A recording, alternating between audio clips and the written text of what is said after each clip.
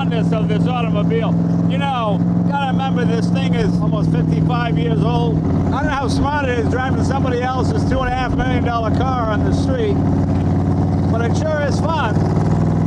Welcome to an episode of Jay Leno's Garage Pandemic Edition. The car featuring today, an authentic, 100% real 1965 Shelby Cobra SC competition model, one of only 23 built. You all know the story of the Cobra. I don't have to go over that. 289, and then they put the 427 in it. They wanted to up the ante a little bit, so they built 23 competition models, which were almost impossible to sell back in the day because they really weren't streetable. Seems hard to believe nowadays, but they had a hard time selling them. This one has won some championships. 1968, it won some championships. It's been through a number of owners. It's been converted. Well, it's not converted. It's still a 427 SC. It just has more streetable mufflers, if barely. It's a street car, but you can take it on the track. Proper 4-speed. Now, you know, so many of these have been modified over the years, and some beautiful replicas. Factory 5, even Carroll Shelby himself did continuation cars, all that kind of thing. This car is kind of a rescue. In the same way you rescue a puppy, this was rescued from the fires out here in California. You know, besides the COVID thing, we now have these horrible fires, which the devastation is unbelievable. Houses, machinery, cars, motors, everything just burned down in its wake. This is owned by a company called Putnam Leasing, and the fires were extremely close to wherever this car was. They put it in a trailer. It's just being driven around the city, and I got a call. Could I sort of give it a home for a couple of days or a week until I find a place to put it? And I said, sure. And I said, we haven't done a real SC Cobra. Could we shoot it for my show? And they said, yeah, go right ahead. So that's pretty much the story. Imagine how sad this would be if this was destroyed in a fire. You know, a friend of mine had a Lamborghini Miura during the fires back in the early 90s, and he built a fireproof garage. And he made it out of cinder block with something in between, some fireproof material. Anyway, the fires came through, destroyed his house, destroyed all the property, the trees, everything. The garage, perfect. After a couple of days, it was cool enough to go back. The fire was so hot, it literally had turned into a kiln and melted. The Miura was really just a puddle of melted aluminum. I mean, it was the saddest thing you ever saw. And luckily, that did not happen to this car. I guess you all know the story of the Cobra. You know, there are so many replicas out there. It's fascinating to see one exactly as it left the factory, because people go, it's all stock, well, except for the 5-speed, except the different brakes. Well, actually, the engine is a 351, whatever. This is what they look like. And it's certainly a mean-looking car. And in 1968, there was just nothing faster. I think this was the fastest accelerating street car in the world. You know, Carroll Shelby used to have that game he'd play. He'd take people for a ride, and he'd put a $100 bill on the dashboard. He'd tape it to the dashboard. And I say, grab the dollar bill. If you can grab it, you can have it. And he would accelerate so hard. And the guys, nobody ever got the $100 bill. That's how hard these pull. Nowadays, in the era of McLaren F1s and P1s and Enzos and all these other cars, even Teslas, this kind of acceleration is not unheard of. But back in the day, it was. And combine that with the rawness of the automobile, the side pipes screaming in your ear, you know, the wind blowing, there's no protection of any kind, no side windows, no door. It's the most visceral experience you can have driving one of these, and extremely lightweight. I don't know what these weigh, maybe 2,200, 2,300 pounds, if that.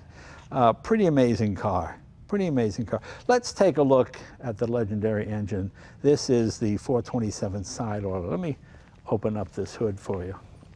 I'm going on this side because this is where the rod is.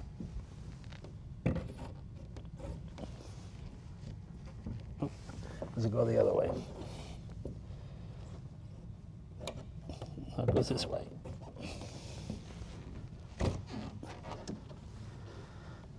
This is the famous FE block. This is I guess, the pinnacle of for the big block Ford era. These were popular from 58 to about 76.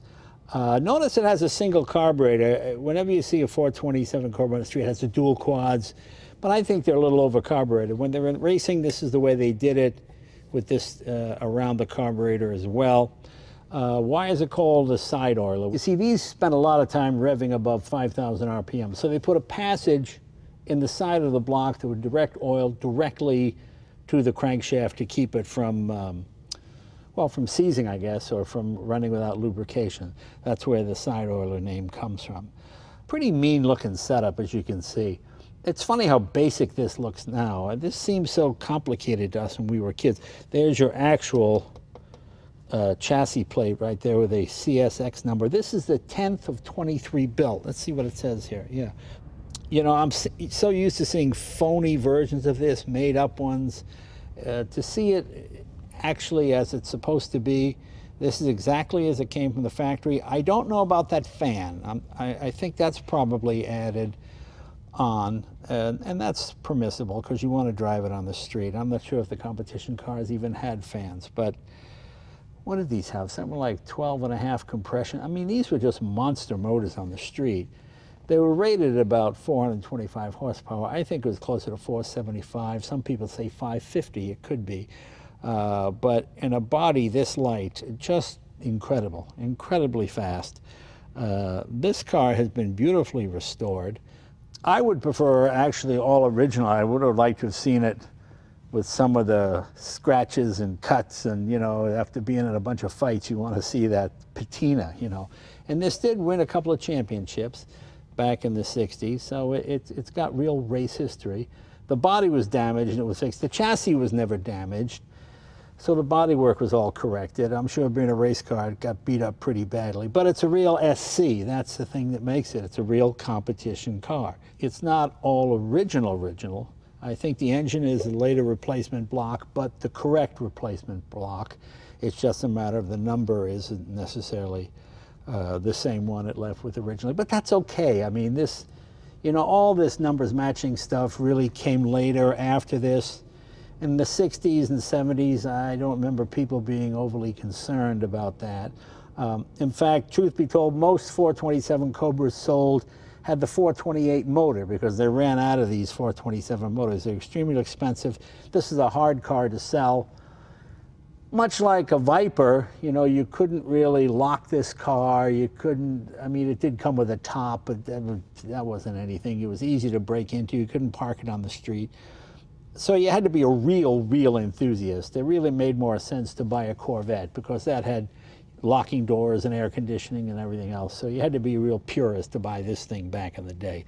And it's just a fantastic car. Let's take a look at the trunk. Well, there is really not much of a trunk, but I'll show you what it looks like anyway. Okay, here's my impression of a real Cobra owner talking to a kid. Hey, mister, is that real? Yes, it's a real one. No, it's not a kit. I mean, they must drive them nuts, the guys that have these, because some of these kits are so incredible, so beautifully done, it's hard to tell the difference. But this one, as I said, as I will continue to say, is a real one. Let's see what the trunk looks like. As you can see, this has all been redone as well. This is all new aluminum here. Look at the massive fuel pumps. I mean, you could use those as fire hoses, good heavens. You've got a fire extinguisher system in there as well. And of course, you've got these push bumpers for race cars. Well, come on, let's take it for a ride and we'll show you what she can do. Sounds pretty good.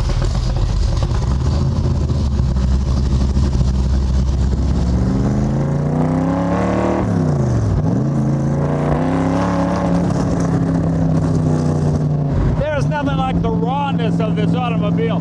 You know, you gotta remember this thing is, what is it, 50, almost 55 years old, but still impressive. Everything about it is just so visceral. It's like a boxer or a bare knuckle fighter. You know, the boxer is probably a better fighter, but the bare knuckle guy is the one that scares the hell out of you. And that's what this is. This is like a bare knuckle fighter, this thing. It's just unbelievable. That being said, this one seems very well restored. The steering box is fabulous. It steers very nice. It feels very light. And of course, it is very light compared to modern car. You know, nowadays, 3,300 pounds is considered light. This is 1,000 pounds less than that. So, pretty amazing. You know, this car is valued about almost $2.5 million.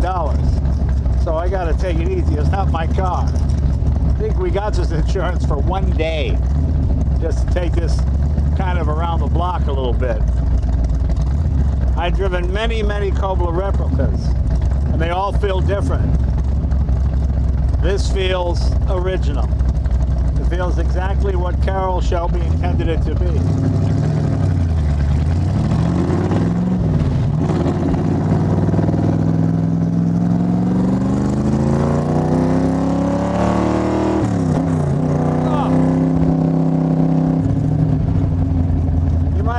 Time to convincing the cops these are street mufflers, but apparently they are.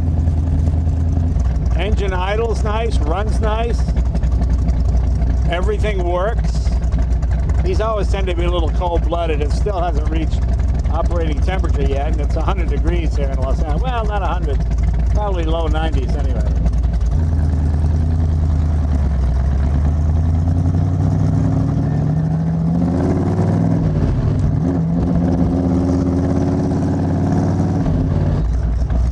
Just realized this car has no fuel gauge.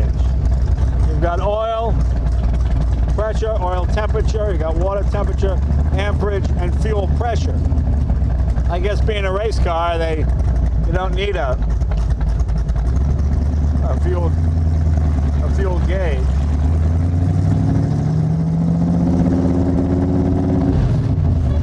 I don't know how smart it is driving somebody else's $2.5 million car on the street. But it sure is fun. I always loved this 427 motor.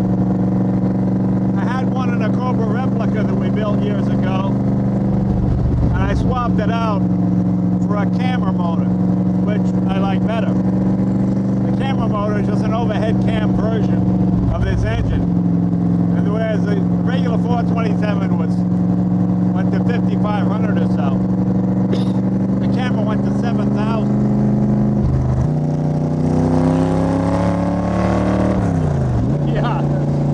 Yeah. You know, modern hypercars just insulate you from a lot of the smells and the wind and the noise.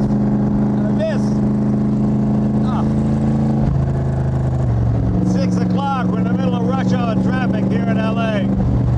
And as I said before, I'm in somebody else's $2.5 million race car. I have no idea how much gas is in the tank.